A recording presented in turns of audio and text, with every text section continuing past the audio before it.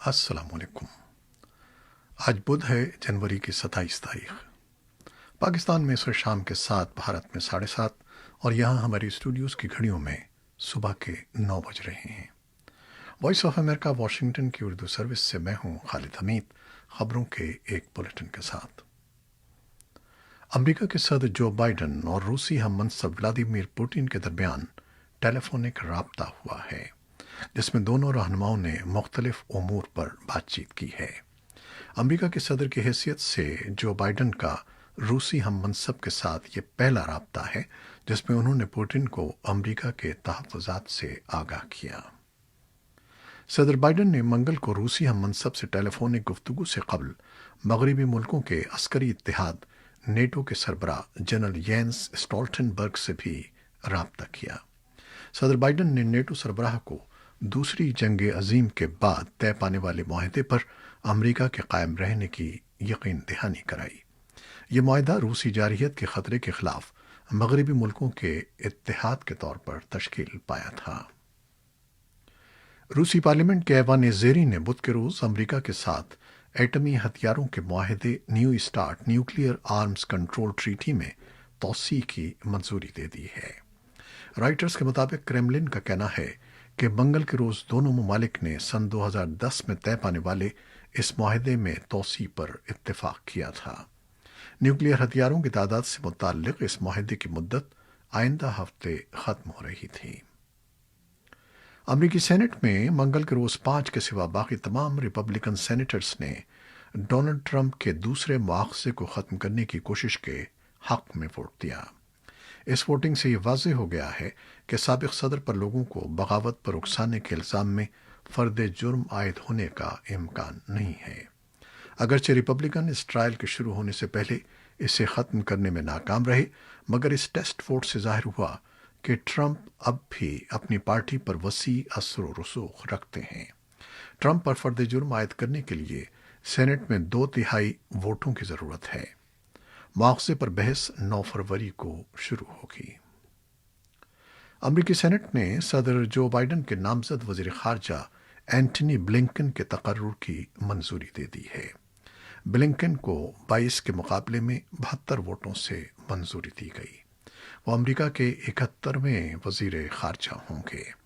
Antony Blinken نے گزشتہ ہفتے اپنی توثیق کے لیے سینٹ میں سماعت کے دوران کہا تھا کہ وہ چین، ایران، روس اور شمالی کوریا کی طرف سے چیلنج کا سامنا کرنے کے لیے تیار ہیں۔ ان کا کہنا تھا کہ امریکی مفادات کے لیے سب سے بڑے چیلنج کا سامنا چین کی طرف سے ہے، تاہم ان کا کہنا تھا کہ دو طرفہ تعاون کے راستے کھلے ہیں۔ بلنکن نے امریکی محکمہ خارجہ کا وقار بحال کرنے کے عہد کا بھی اظہار کیا۔ 58 سالہ وزیر خارجہ بلنکن کا کہنا تھا کہ وہ دنیا بھر میں امریکی قیادت کو انکساری اور اعتماد کی بنیاد پر استوار کریں گے۔ پاکستان کے اعلیٰ سفارتکار وزیر خارجہ شاہ محمود قریشی نے کہا ہے کہ پاکستان امریکہ کی نئی انتظامیہ کے ساتھ امن کی شراکت داری کے لیے تیار ہے۔ ان کے بقول افغانستان میں قیام امن کے لیے پاکستان اپنا مثبت کردار جاری رکھے گا۔ پاکستان کے وزیر خارجہ نے منگل کو اسلام آباد میں میڈیا سے گفتگو کرتے ہوئے کہا کہ انہوں نے صدر بائیڈن کے نامزد وزیر خارجہ اینٹنی بلنکن کے نام خط بھی لکھا ہے، اور انہوں نے اس خواہش کا اظہار کیا ہے کہ پاکستان نئی امریکی انتظامیہ کے ساتھ باہمی تعلقات کو بہتر کرنے اور افغانستان میں قیام امن کے لیے مل کر کام کرنے کو تیار ہے۔ تجزیہ کاروں کے خیال میں پاکستان کے وزیر خارجہ کا یہ بیان ایک ایسے وقت میں سامنے آیا ہے جب پاکستان افغانستان میں امریکہ اور طالبان کے درمیان طے پانے والے معاہدے اور دوحہ میں افغان حکومت اور طالبان کے درمیان امن بات چیت شروع کرانے میں اپنے مثبت کردار کی وجہ سے واشنگٹن اور اسلام آباد کے درمیان ہونے والے بہتر تعلقات کو جو بائیڈن انتظامیہ کے دوران مزید بہتر کرنے کا خواہاں ہے۔ افغانستان میں انسانی حقوق کے خود مختار کمیشن نے سن 2020 کے لیے سالانہ رپورٹ جاری کر دی ہے، جس میں بتایا گیا ہے کہ سال بھر میں افغانستان میں 8,500 شہری ہلاک اور زخمی ہوئے، جن میں 2,019 بچے اور 843 عورتیں شامل تھیں۔ رپورٹ کے مطابق اس سال کے دوران اوسطاً روزانہ 8 شہری ہلاک اور 15 زخمی ہوئے۔ تاہم طالبان کے سابق اہلکار سید اکبر آغا کا کہنا ہے کہ افغانستان کے انسانی حقوق سے متعلق خود مختار کمیشن کی یہ رپورٹ یک طرفہ ہے۔ طالبان کے سابق اہلکار کے مطابق افغانستان میں زیادہ تر ہلاکتیں جہازوں کے ذریعے ہونے والی بمباری سے ہوئی ہیں۔ ادھر قومی افہام و تفہیم کی اعلیٰ کونسل کے ترجمان فریدون خارزون کا کہنا ہے کہ افغانستان میں جنگ بندی طالبان کے ساتھ امن مذاکرات میں اولین ترجیح ہے، تاہم طالبان کی ان مذاکرات میں عدم دلچسپی سے قیام امن کا موقع ضائع ہو سکتا ہے۔ دہلی پولیس نے بھارت کے یوم جمہوریہ پر نئی دہلی میں کسانوں کی جانب سے نکالے جانے والی ٹریکٹر ریلی میں رونما ہونے والے پرتشدد واقعات کے سلسلے میں 22 FIR درج کی ہیں اور 200 افراد کو حراست میں لے لیا ہے۔ پولیس ذرائع کے مطابق تشدد برپا کرنے کی سازش کے تحت بھی ایک رپورٹ درج کی گئی ہے۔ پولیس کا کہنا ہے کہ کسانوں کے ساتھ ہونے والے تصادم کے دوران 300 پولیس اہلکار زخمی ہوئے ہیں۔ پولیس کی جانب سے درج کی جانے والی FIR میں متعدد کسان رہنماؤں کے نام بھی شامل ہیں۔ تاریخی لال قلعے کی فصیل پر سکھ مذہب کا جھنڈا لہرائے جانے کے بعد وہاں کی سیکیورٹی سخت کر دی گئی ہے۔ بھارت کے کسان حکومت کے منظور کردہ متنازع زرعی قوانین کے خلاف 2 ماہ سے بھی زائد عرصے سے احتجاج کر رہے ہیں۔ اقوام متحدہ میں امریکہ کے قائم مقام سفیر رچرڈ ملز نے بائیڈن انتظامیہ کے اس عزم کو دہرایا ہے کہ وہ اسرائیل اور فلسطین کے درمیان 2 ریاستی حل چاہتے ہیں۔ انہوں نے کہا کہ نئی انتظامیہ امید رکھتی ہے کہ فریقین کے درمیان متزلزل اعتماد آہستہ آہستہ بحال ہوگا۔ امریکی سفیر نے منگل کو سلامتی کونسل کے آن لائن اعلیٰ سطح کے اجلاس میں گفتگو کرتے ہوئے کہا کہ نئی انتظامیہ کے تحت امریکہ کی پالیسی ہوگی کہ اس 2 ریاستی حل کی حمایت کی جائے جس پر فریقین راضی ہوں۔ نئی انتظامیہ کی پالیسی کے حوالے سے ان کا کہنا تھا کہ نئی امریکی انتظامیہ کی پالیسی ہے کہ ایک عملی فلسطین کے ساتھ اسرائیل بھی امن اور سلامتی سے رہے۔ اسرائیل یا فلسطینیوں پر امن مسلط نہیں کیا جا سکتا۔ فلسطین کے وزیر خارجہ ریاض المالکی نے اجلاس کو بتایا کہ گزشتہ 4 برسوں نے ہمارے اجتماعی عزم کا امتحان لیا ہے۔ ریاض المالکی نے کہا کہ اب وقت ہے کہ گزشتہ انتظامیہ نے جو نقصان پہنچایا ہے اس کا مداوع کیا جائے۔ ان کے مطابق وہ ٹرمپ انتظامیہ کے غیر قانونی اور معاندانہ اقدامات واپس لیے جانے کی توقع رکھتے ہیں۔ ایران کے ساتھ بڑھتی ہوئی کشیدگی کے دوران امریکی فوج سعودی عرب کے بحیرہ احمر کی بندرگاہ کے ساتھ ساتھ مزید 2 ہوائی اڈے کھولنے کے امکان پر غور کر رہی ہے۔ امریکی فوج نے اس اقدام کو کسی ہنگامی صورتحال سے نمٹنے کی تیاری قرار دیتے ہوئے کہا ہے کہ امریکی فوج نے سعودی عرب کی یامبو بندرگاہ پر اپنا سامان اتارنے اور سامان لے جانے کا تجربہ کیا ہے۔ یہ بندرگاہ سعودی عرب کی اہم ترین تیل کی پائپ لائنوں کے قریب ہے۔ امریکی خبر رساں ادارے ایسوسی ایٹڈ پریس کے مطابق بحیرہ احمر کے ساحلوں پر یامبو کے ساتھ تبوک اور طائف میں امریکی ہوائی اڈے امریکی فوج کو مزید متبادل فراہم کریں گے، کیونکہ ان مقامات پر یمن سے ایران کے حمایت یافتہ حوثی باغی مشتبہ ڈرون حملے کرتے رہے ہیں۔ سینٹرل کمان کے ترجمان امریکی بحریہ کے کیپٹن بل اربن کا کہنا ہے کہ نئے ہوائی اڈوں کے لیے جگہ کی تلاش گزشتہ 1 سال سے جاری ہے اور اس کا آغاز سن 2019 میں سعودی عرب کی تیل کی صنعت پر ہونے والے ڈرون میزائل حملوں کے بعد کیا گیا تھا۔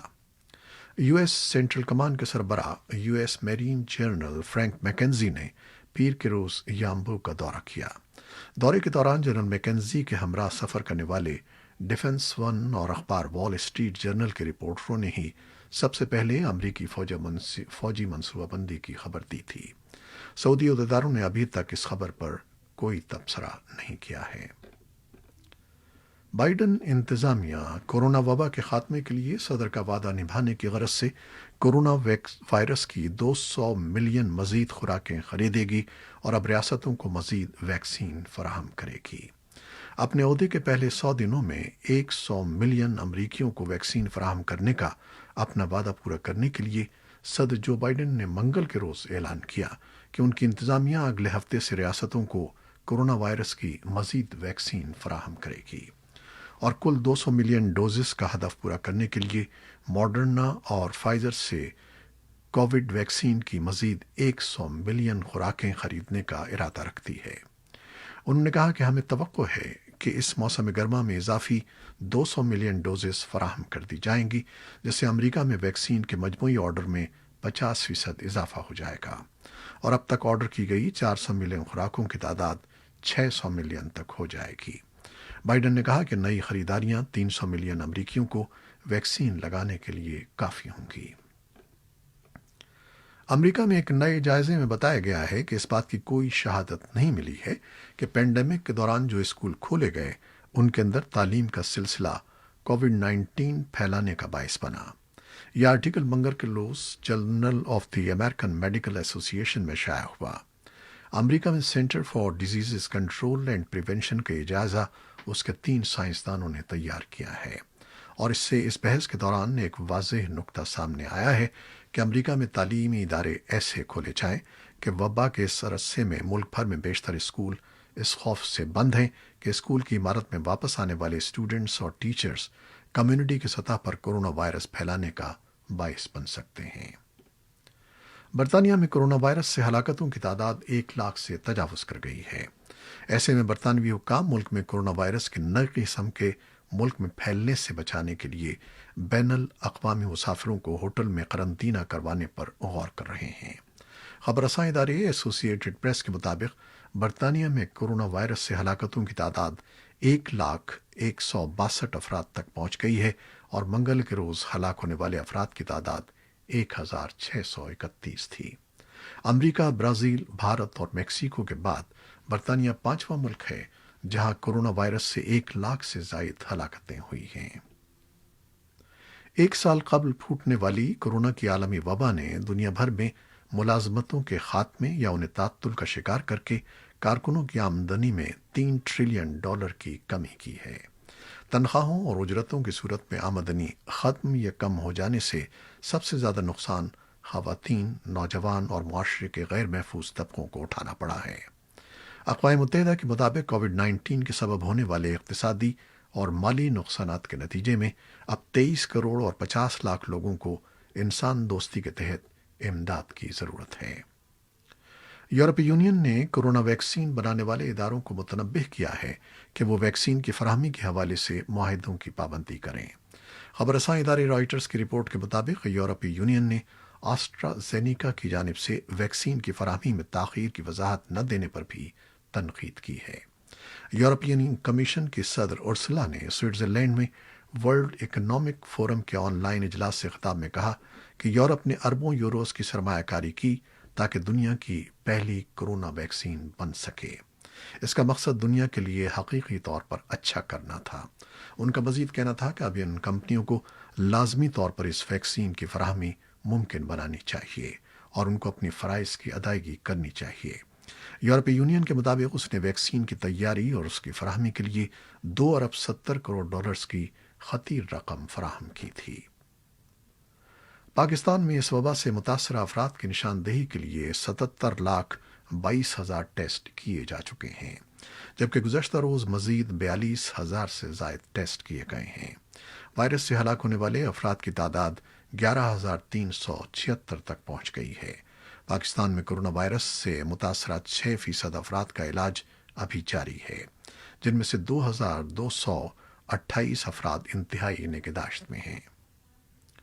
پاکستان میں ان دنوں مختلف نجی جامعات اور کالجوں سے تعلق رکھنے والے طلباء آن لائن امتحانات نہ لیے جانے کے خلاف احتجاج کر رہے ہیں۔